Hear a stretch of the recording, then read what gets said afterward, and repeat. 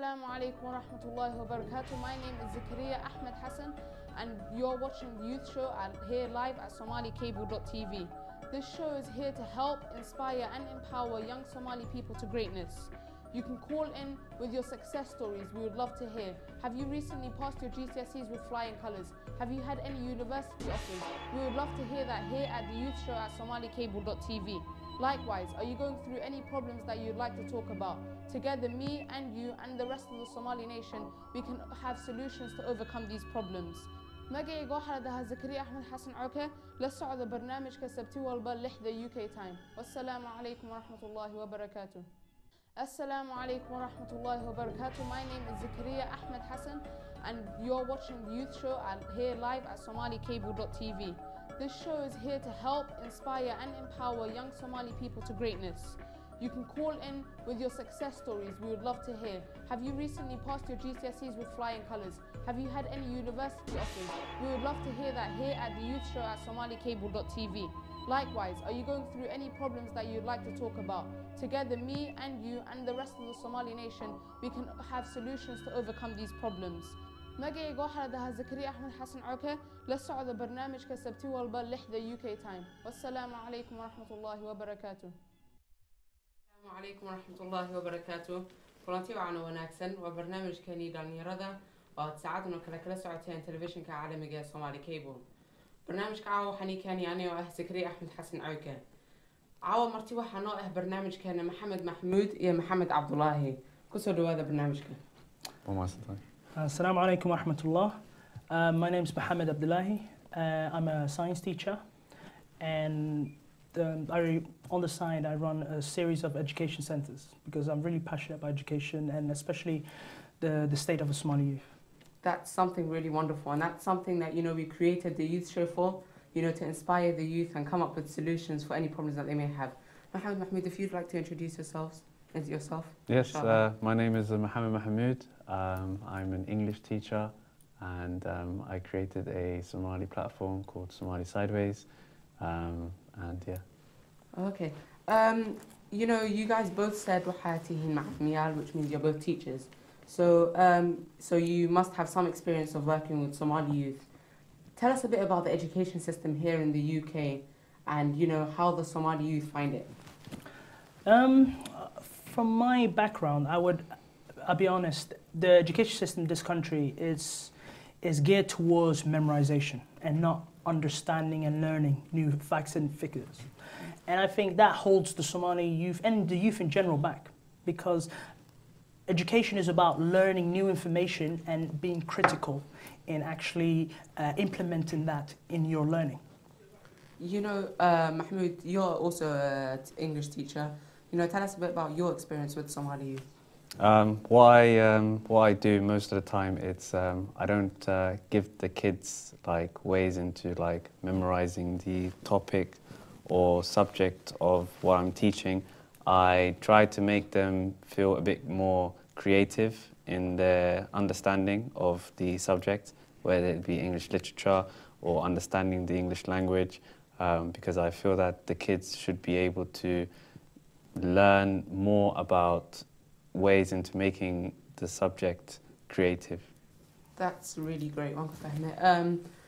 barnaamijkan insha Allah toos ra'yigiina iyo fikradiina wala soo dhaweynaa nagala xiriir numberka ka aragtaan televisionkiina insha Allah. You both work in mainstream schools and you must have worked with Somali youth and seen the problems that they face. What's the main problem that they face in general? I think, as I've worked with a lot of Somali youth, and the main problem that they face is that even though they try and work really hard, they don't have that additional support in terms of role models. Because when you're learning a topic, especially in high school, you need something to look up to. And in our community, we have those figures, but they're not that visible. So most of the time, kids go towards less academically challenged subjects. And I think that holds kids back, especially the Somali youth, and that's a problem that we still have to overcome.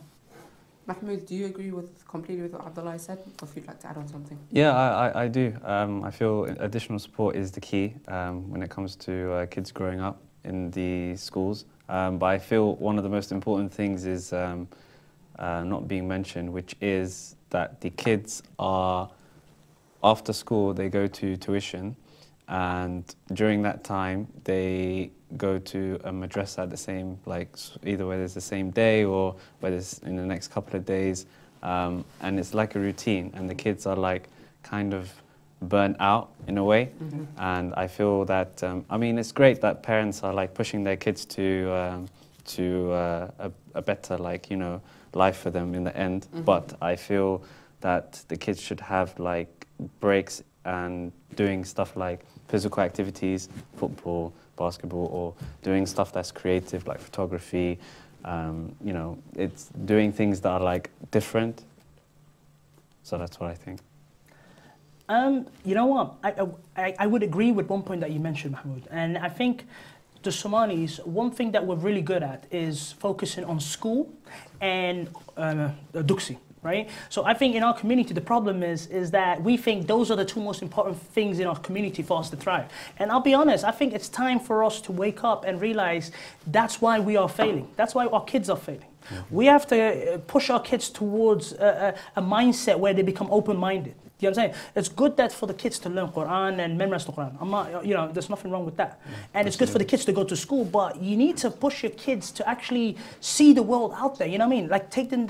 The thing is this, especially with some of the children I work at school, I try and take them out on extracurricular activities from not only football and sports, but take them to actual scientific talks, right? And take them museums, because that opens their mind. And it's all about meeting people from different backgrounds.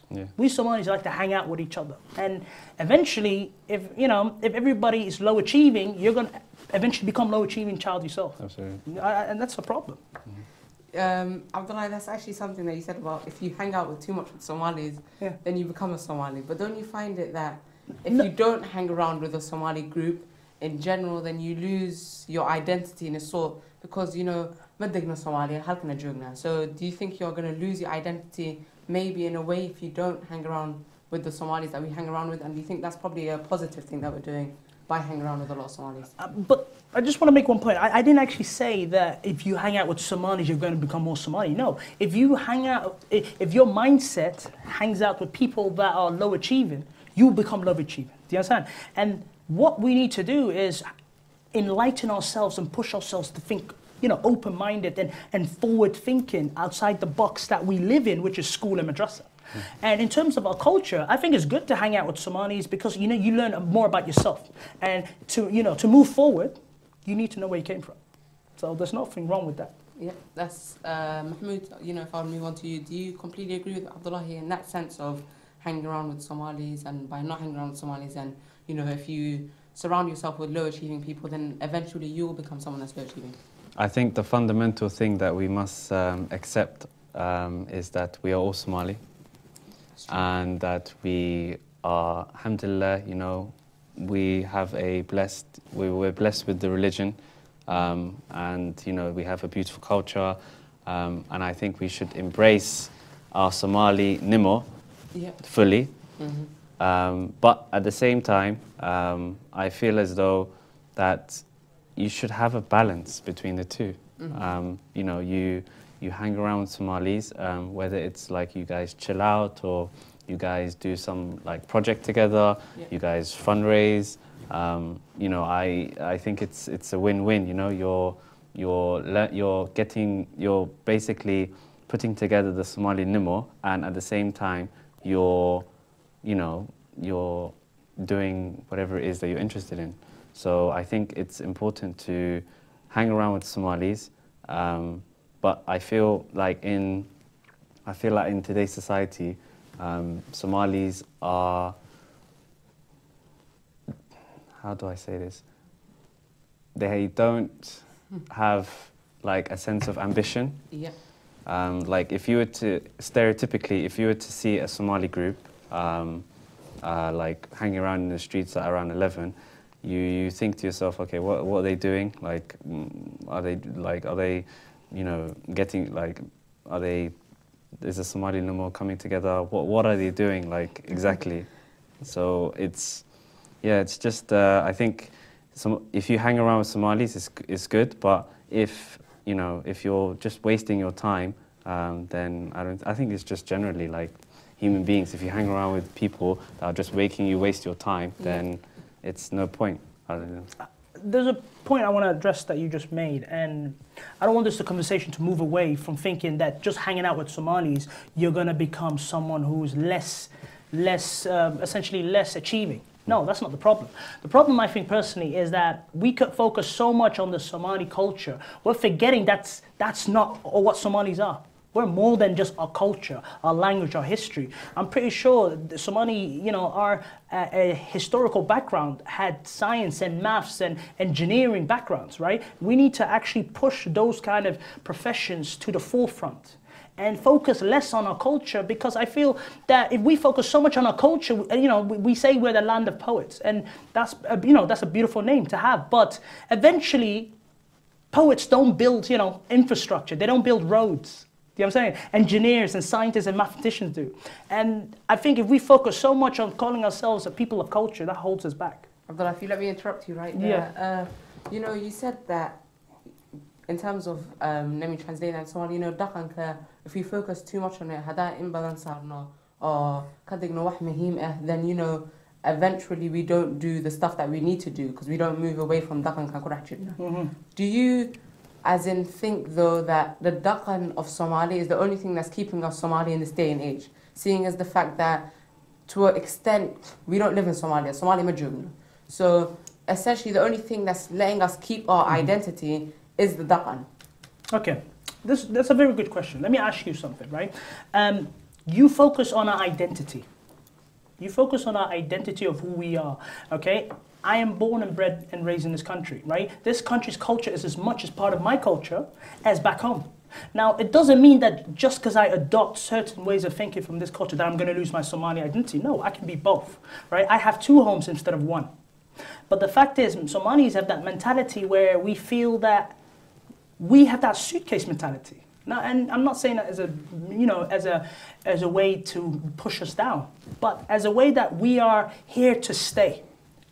You know what I'm saying? And it's okay for us to participate and be part of this culture. And that means we need to actually give back to this culture. And that doesn't mean you lose it, you evolve your Somali culture. If we go back to the subject that we were actually talking about before we move away from our initial topic, which was education, and go on to dhaqan. Yeah. Education. So, like you said, you're both in mainstream education. What do you think the difference is between mainstream education and private education? Private education, I think there is more personal attention given to the child, right? Whereas in state education, you are essentially a piece in the factory, so to speak. Because in the end, private education, the only reason it's so beneficial is that the classrooms are smaller. So a teacher can actually focus on the child and give them that attention they need. Whereas in state education, I feel, especially in this country, there's 30 odd kids in the classroom, and for that we cannot give each child their due attention. And that is, education is a human right. And if we don't give and improve our education system in this country, everybody's going to suffer. And I think that's not only affecting our youth, it's affecting everybody. And it's something that we all have to together figure out the solutions to. That's, what about you, Mahmoud? The difference between private education and mainstream education in state schools? There's a slight difference. Well, one is mainstream education is, you don't have to pay for it. The school funds for, all your activities. But private is, you pay for the services of your child or children to gain a better understanding of the subject that you are giving in. But I think it depends on the individual. Like, there are many people who are into mainstream education who haven't been to private, classes or whatnot, but they tend to do well. And at the same time, people that go into private, they don't really do well compared to people that do mainstream. Yeah. And it's a bit of both. But I think it's more on the individual. If you are someone who works hard and you want to do well, wherever it may be, normally, logically speaking, if you go to school and your parents decide to take you to a private class of whatever subject it may be that you need to improve on, logically speaking, you would be able to, you should be able to work hard. But I've come across people who, you know, go to mainstream education schools and, you know, go to private, and when I teach them in the private classes, they, you know, they're not very serious. So I do believe that it's the individual. Yeah. But, you know, like I said, there's a slight difference. I wouldn't say it's such a huge difference, but it's quite small. Okay. Well, you know, you're both teachers at the end of the day, and you know, if I was to ask you, which ones do you prefer? Do you prefer private or do you prefer mainstream? I'll be honest. It would be common sense for anybody to choose private, because in the end of the day, you would want your child to have the best opportunities in life. Yeah. But I think at the same time, one of the reasons why private sector, private education is so rare for a lot of Somalis is that it's expensive, right? Our Somali family backgrounds, you know, we're not people that have a lot of money. Yep. And our mums, our parents, dads, they work really hard. And, you know, Somali families are 6, 7, etc. You can't put each and every one of them for education. It's just not possible at the moment. And I think... Let me correct you, private education or... Private education, private education. Normal education is good, but I think we just need to provide more additional training to our teachers. And I think it's good that Somalis are going into teaching, because I feel we can give that diversity to the teaching profession, that the Somali youth that you're teaching can see someone that looks exactly like them. And for them, that is something they can look up to. They say, you know what, I could do that, which is also a good thing. waayahay daawadayaal barnaamijkan insha Allah waad hoos ra'yigiina iyo fikradiina waa la soo dhaweynaa nagala xiriir numberka ka aragtaan telefishinkiina insha Allah. As you know, the show is live. You can call in at any time, pose a question either to myself, Mohammed Mahmoud, or Mohammed Abdullahi, with regards to whatever subject we're talking about. We were talking about parents. You just touched on the subject of parents. Now, if I direct this question at you first, Mahmoud, and next at Mohammed Abdullahi, do you have a feeling that what time do you think is required for a parent to sort of give enough freedom for the child in order to take his own education into whatever he requires or whatever he wants to do? I would say as early as possible. I think if you look at the Somali parents, they tend to push their kids into doing things that they desire. But you know, no disrespect to any Somali parent out there. I'm sure you know they have been working hard, you know, ridiculously hard for the kids. But I feel as though that parents are kind of pushing their child, or some are pushing their child into doing things that they want their child to do instead of what the child wants. So, you know, it really is something that parents should kind of let the child decide what they want to do. You know, it depends on, like, there's no age for it, but I would say personally as early as possible, maybe as early as 10 or 11. You know, let the child, you know, figure out what he wants or she wants to do, and yeah, see where that goes. What about you, Abdullahi? What age, do you agree with the age that Mahmoud specifically set out, or do you have a completely different age?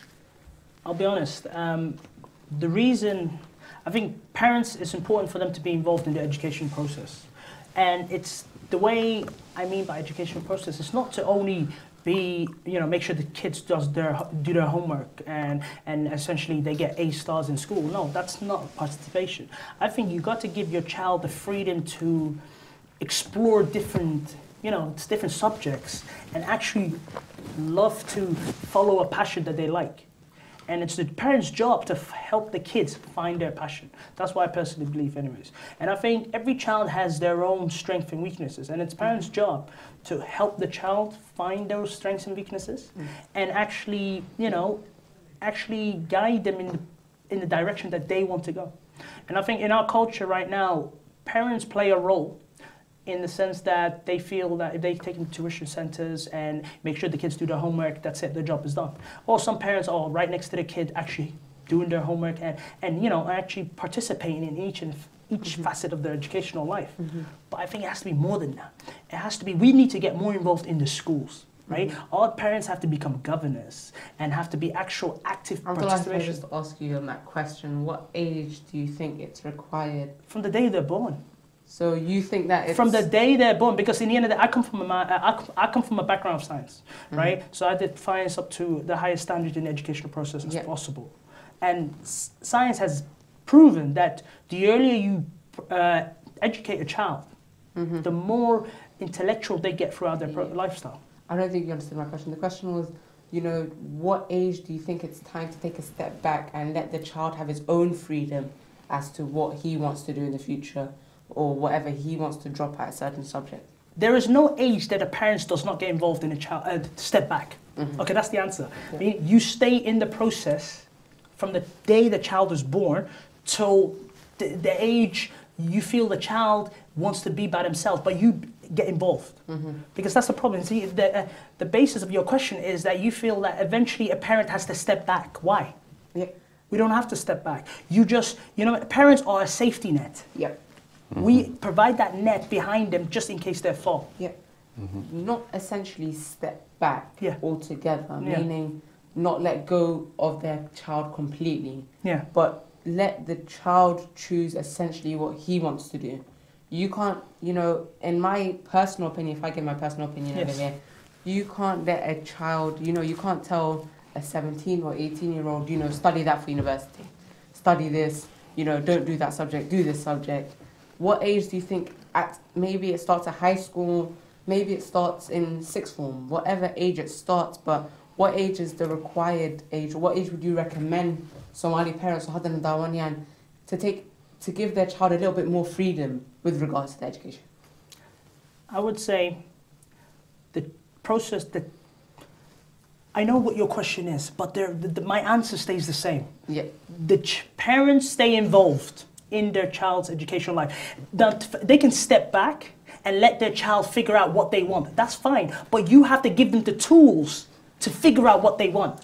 Do you understand? A child doesn't wake up one day and say, Mommy, Daddy, I want to try everything. No, it doesn't work like that. You provide them with the skills to figure out themselves. Do you understand? So you stay involved throughout the entire process. So I believe that's my answer. Okay, you know, that's a very unique answer. I won't stay on that topic a bit too much. Let's move on to role models in terms of education. What do you think is a very good role model for Somali youth? Because, you know, Somali dhalinyaro you know, as they say, dhalinyarada mustaqbal kamanta iyo berito, meaning that they're the leaders essentially of today and tomorrow. So what can they look up to in the Somali community, and what do you think the older generation, especially هذا وحلا هذا والدينته محي سمعني كران إني أون نقدان role model for dhalinyarada Somaliyeed? I'll be honest, the first thing you would need to define is what's a role model, right? So someone can be a role model, someone who has a lot of money, because we can think someone who has a lot of money, that's the person you should emulate, which is wrong. And if it's someone who is famous or politically active or become someone in leadership positions in the political systems, that is who you should emulate, which is also wrong. I think it's just the qualities and the values you see in someone that help them participate in helping others. Do you understand? So, for example, you can have people who are doctors, engineers, someone who is an artist, right? Essentially musicians, actors. They can be role models as long as they give back to society. Those are the kind of role models you should help your child follow. What about you, Mahmoud? Yeah, Abdullah, he hit the nail on the head on that one. In terms of the definition of role model, everyone has their own definitions. But there's a kind of like a organization called Iswada Mentoring, who get as many Somali professionals, whether it be doctors, engineers, you know, anything related to creative arts, science, fields. There's many professionals that are on that website, and what they do is they mentor you know, kids that are either interested in that particular field, or children who, you know, they just want to look up to a certain individual. Now, parents, you know, they can be role models. But I feel that the more role models that you have, the better, you know, equipped you are. So I feel as though it's important to, you know, have professionals like all the ones that I've mentioned with this organisation, and I think people should get in touch with them. Let's move on to, you know, our next topic. You know, I can forget the terms of education. Just a little reminder, برنامجنا إن شاء الله توص رأينا يفكرين ولا سودوينا نقول حريف نمبر كعرفتان television إن شاء الله. The show is live. You can either pose questions or statements to myself, Mohammed Mahmoud, who is our esteemed guest today, as well as Mohammed Abdullahi. If we move away from the topic of education for a start, and we move on to social media, and you know, social media is such a controversial topic. Now, what is your opinion on social media? If I start with you, Mohammed Abdullahi. I think social media has a beneficial impact on society, right? Because I feel it allowed people that don't have a voice to have a voice. It enabled people who were essentially doing amazing work, but they were not able to shine that the issues that they take to tackle on the world. Because in the end, traditional media is that you have to be on TV, as we are right now, and essentially have a chance to speak your voice. Where social media, it made it all fair, a level playing field. However, I feel social media also sells a dream.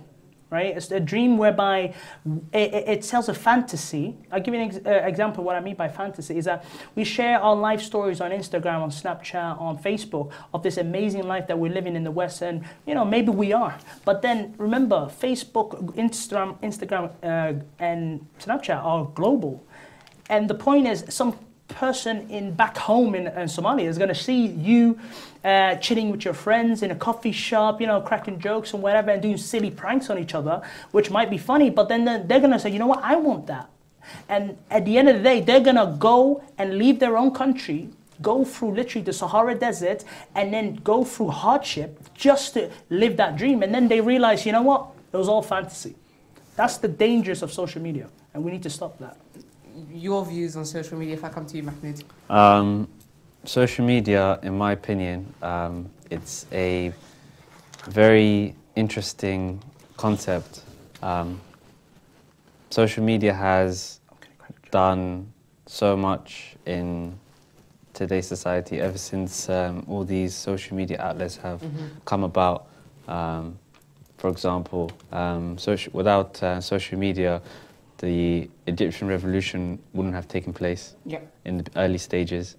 Social media was a platform where they would show their outrage of the Egyptian regime during the Mubarak era. But going back to social media and how it's linked with Somalis and how they deal with social media, I feel that there is a lot of social media outlets doing positive work.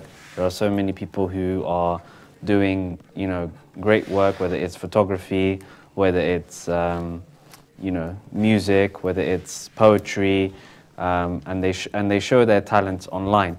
And I feel that, you know, all kinds of talent, Somali talent, should be shown on social media. But at the same time, I feel as though people that are on social media, they kind of show that they act as if they are doing something, but at the end of the day, when you look at it in a proper, like, concrete evidence and where the actual paper is showing, you see a blank page. And I feel that Somalis are heading into, some of them are heading into that direction, and you know, but you know, it has its pros and cons, but in my opinion, I think it's a very, very positive, it has a positive impact on young Somalis and Somalis in general.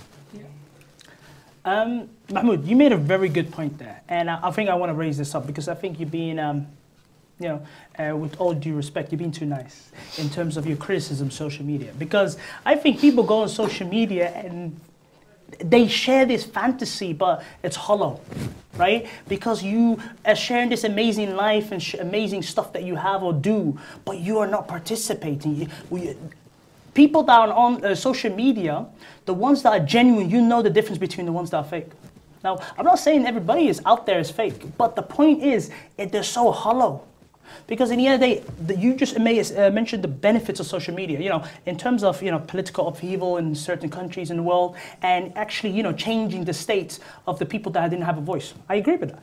But I feel in the Somali community, we have a Somali stereotype. Now, the stereotype that gets to me is that we feel that we all have to copy each other in a sense that because, you know, it's like when Somalis have internet shops. Everybody has an internet shops. What's up with that? I don't know. But you know what? We need to figure that out.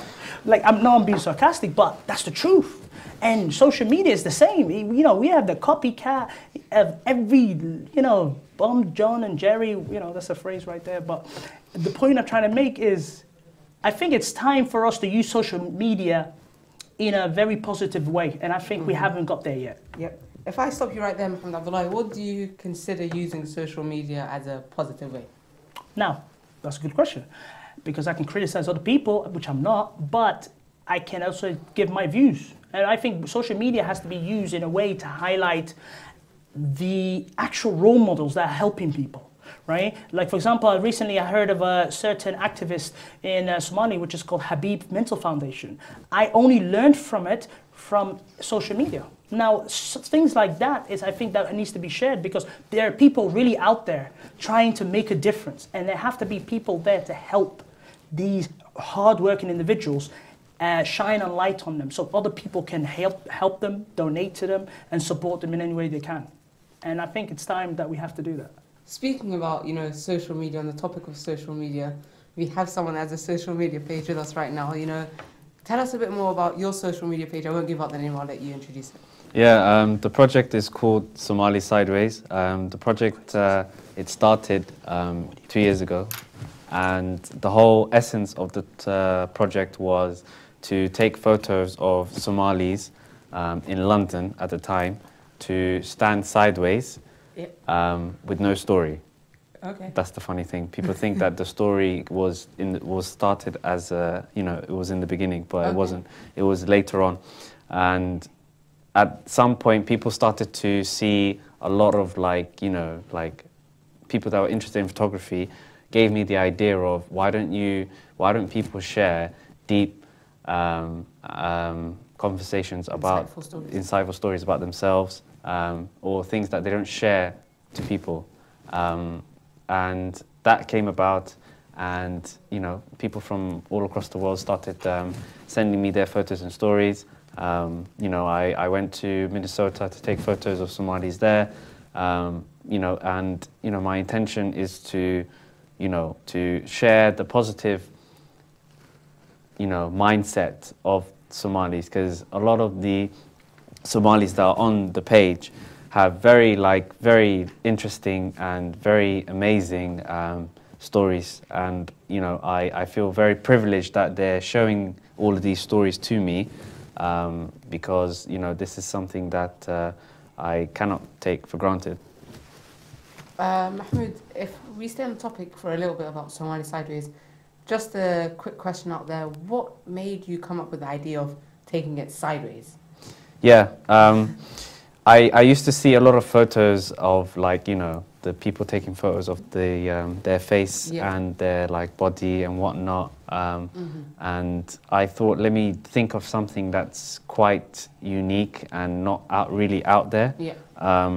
And you know, one of my friends, he was, you know, his name's Ahmed, and Ahmed speaks. Yeah, Ahmed speaks. And what happened was, we were in a residential garden in Holland Park, and you know, he happened to stand sideways, and I happened to take the photo at the same time. But my intention was to take the scenery behind him, and that's when the idea came about. But going back to your question, why did I think of doing it sideways? I feel as though there are people who have like two sides. One side is that, you know, they show it to the public, you know, certain aspects of their lives, they show it, but at the same time, there is always something that's hidden that not many people know about. And Somali Sideways is that way, where the things that are hidden, that not many people, that are positive, or wherever it may be, something that's very deep, very like, you know, whether it's emotions, something that not many people know about, but they are willing to share it online. And that's what the whole aspect of the project is about. Okay. Well, let me ask you something, Mahmoud, because you know I made my views on social media known, and I think initially when you started your social media Somali Sideways, essentially of a person standing sideways, I felt, you know, it was an interesting idea. I found it a bit odd, but I'm not gonna lie. But I think once you explain the concept like that to me, I think it has the appeal that people want to get involved with it, because everybody has a story. And I think, especially from seeing your page recently, from how many pages, you know, lots, like a couple hundred people have sent you views from places as far as Costa Rica and Ukraine, and Somalis living in Costa Rica and Ukraine, and sharing stories about their struggles and their, you know, their passions with you. I think that, see, that is this kind of role model and stories that we have to share. And I think that's not hollow, because in the end of the day, you are providing a service for others. And I'm not saying that other people aren't, and maybe the intentions are pure, but I would always ask people to look at what they're doing and ask themselves, am I helping people? Why am I doing it? And what it's like, am I helping people? And is it for me or for them? And if it's for them, that's good. If it's not, then I would say, you know, reflect on yourself, kind of thing. Okay. If we move away from the topic, you know, we've covered education and social media activism and the advantages and disadvantages of it. Let's, you know, move on to a topic called civic participation.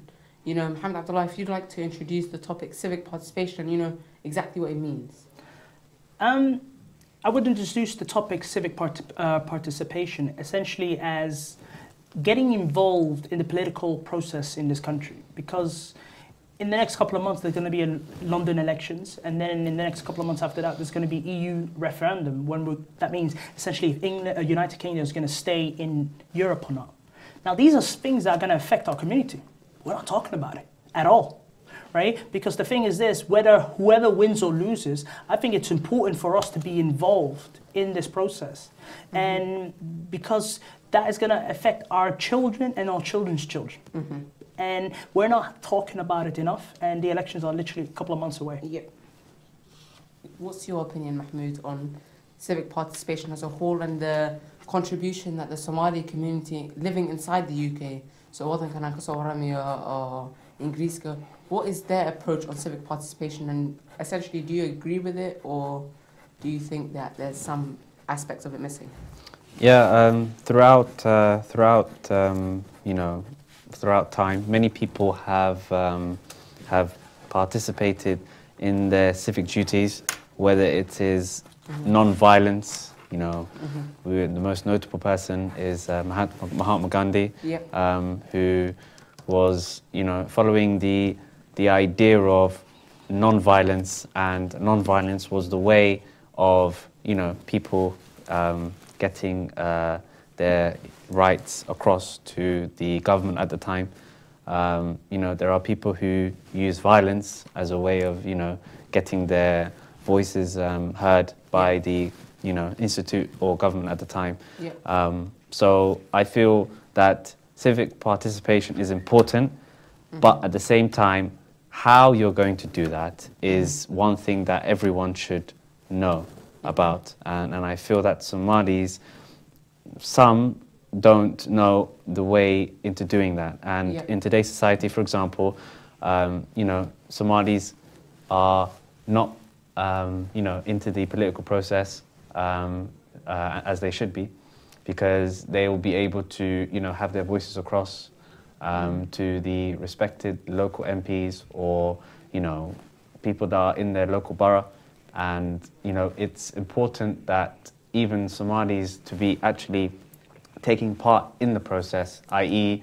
whether it's voting, whether it's actually having a career in politics. Now, you know, we all know recently that Canada has had their first MP, Somali MP, which is fantastic. And you know, that will share a light where, you know, one person starts it, the rest will follow, as most people have said. Hopefully a lot of Somalis will get into the political process in Canada.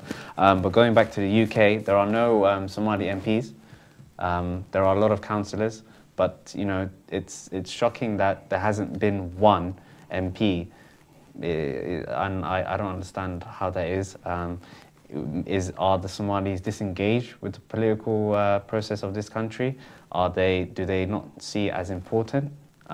As Abdullahi mentioned, you know, the EU referendum, you know, whether we stay in the EU or not, that's very important, you know. Like, I don't want to go get a visa just to go to Paris. Like, I don't, you know, that involves in all your, you know, travels. You know, you won't be able to easily travel to any of the European Union states.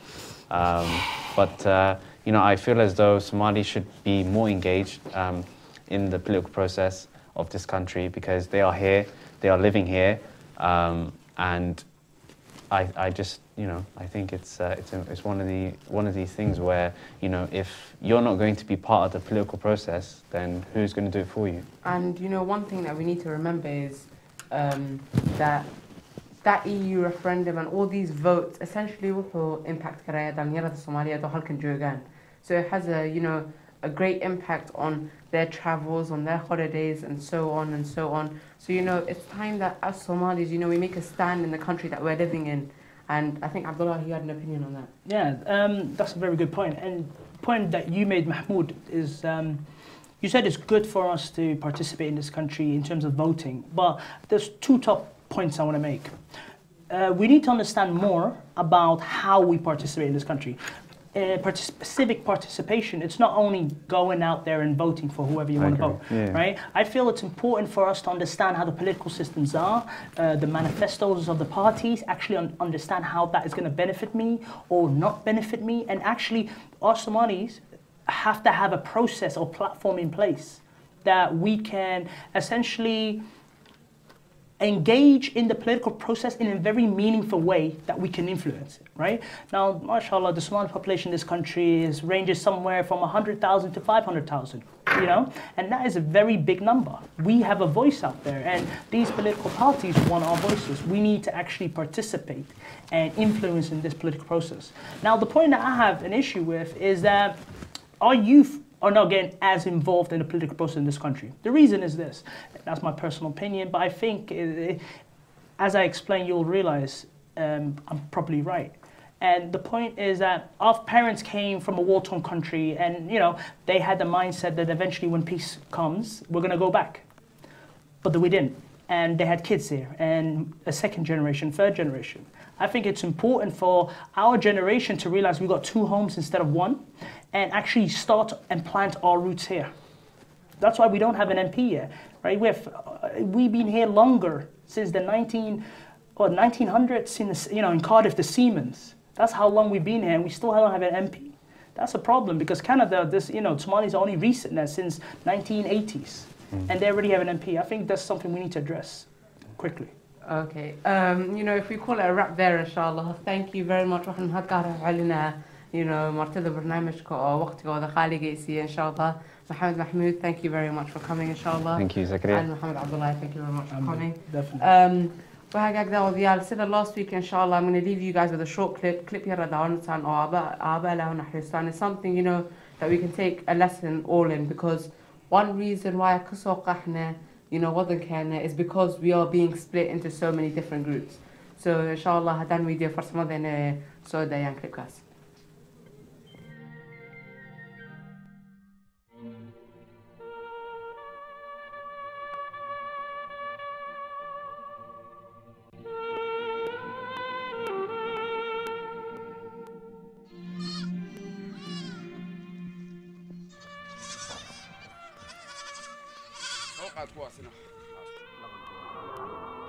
كان ورد لسه جاري دينا Soomaaliya magaalada Matamaas ayaa waxa la sheegay dhinaca waqooyiga dagaalada inay ka dhaceen halkaas oo la sheegay dad fara badan inay ka qaxeen dadkaas oo la sheegay dhibaatadu inay ka soo gaadhay dagaalo beelaha ah oo halkaas ka dhacay war ma dhaliiradii dunida nabadi ma jirtee wixii xoogaha soo baxaa dhalinyaradi ma ila dhaqaaji ho adiga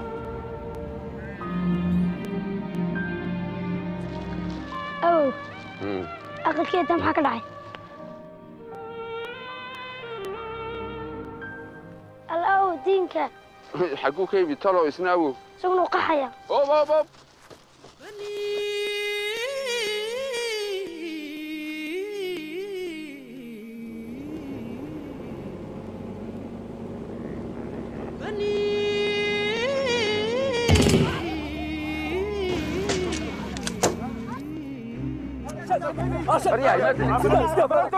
أنا قولي كي قال لي حبان كل عدة إذا دونسها ها صومالي بان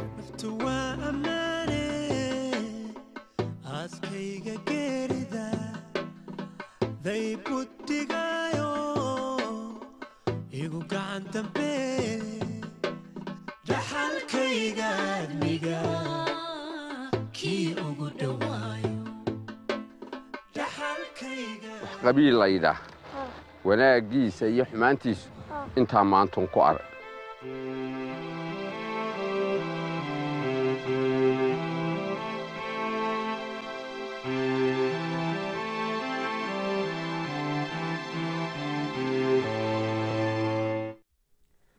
Hi Dawadiyal. Thank you very much once again to Rio Films for allowing us to put out that video, and inshallah, you know, Aba Al Jannat al-Firdaus kawarabiyo qabrigiisna inshallah ha waasiyo aamin you know hagaag Dawadiyal intaas ayaan xiligan aan joogno ku soo gabagabeynaya tan iyo arrimaha qaldanbe huduu baraali ka noqdo waxaan dhamaantiin idinka tagnaa sida nabadgelyo wassalaamu calaykum warahmatullahi wabarakaatuh. Assalamu alaikum wa rahmatullahi wa barakatuh. My name is Zakaria Ahmed Hassan and you're watching the Youthshow here live at somalicable.tv. This show is here to help, inspire and empower young Somali people to greatness. You can call in with your success stories, we would love to hear. Have you recently passed your GCSEs with flying colours? Have you had any university offers? We would love to hear that here at the Youthshow at somalicable.tv. Likewise, are you going through any problems